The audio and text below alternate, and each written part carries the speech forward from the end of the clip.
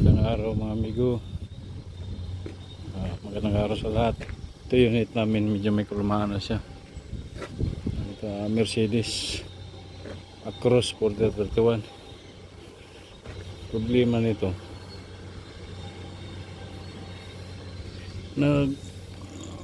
palit ng bill housing. Yung mekaniko na palit ng bill housing. Ayaw na siya umandar. Bill housing lang pinalitan niya. Ito pinalitan niya.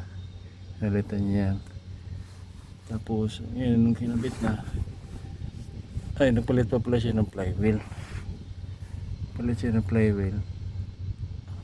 Tapos yun, yung kinabit na niya, ayaw na umandar. Nung pagbalik niya, ayaw na sa daga. Maandar siya pag pinapakatihan mo siya ng gasolina or CRC. Kasi hindi gumagana yung injector eh.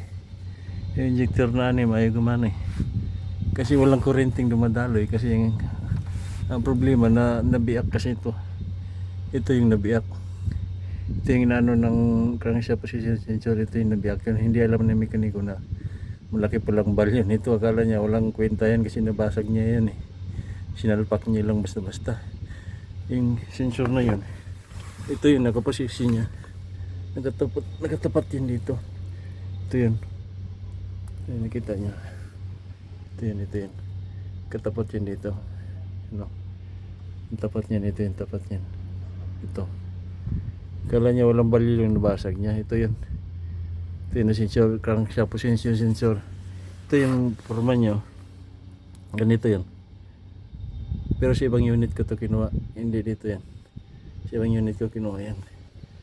Tapos yun. Ito yung pakita ko sa inyo kung paano ba nabitak to. Ito kung pala yung computer box niya sa makina ito. Yan, computer box niya. Ngayon, nilabas ko. Pakita ko sa inyo kung ano yung nabasag. Two days ko namin itong hindi na kuha yung problema eh. Kasi bilawsing lang pinalitan ngayon. Ay na siyang umandar. So ako nagbabase ako sa bilawsing lang talaga, sa transmission lang.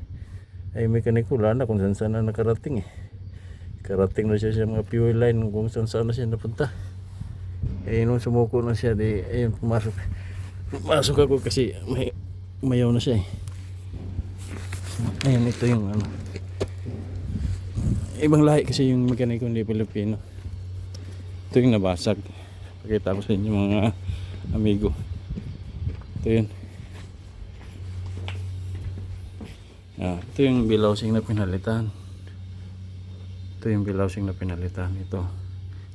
mismo yun. Ito yung mismo. Tapos yung nabasag, ito yun. Flywheel nabasag. Ay, sa sensor. Ito yung may gamit to eh. Yung mga yan, nakala nyo walang gamit yan eh. Yan, may gamit yung mga yan. Ito yung nabasag. Yun, kumpiyansa siya, akala niya di under naman pag gasolina, lagyan ng pakati ng gasolina. Pero ang usok, ang itim, tsaka ang baho ng buga, yung parang hindi sunog.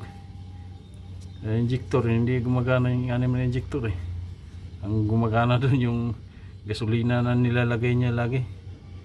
Kaya ang baho talaga ng ang itim ng sunog eh. Ayun. Yun lang mga amigo. Yun lang kunting ko. Na-share lang. Baka makatulong sa iba na naghahanap din ng ganitong problema. Maraming salamat.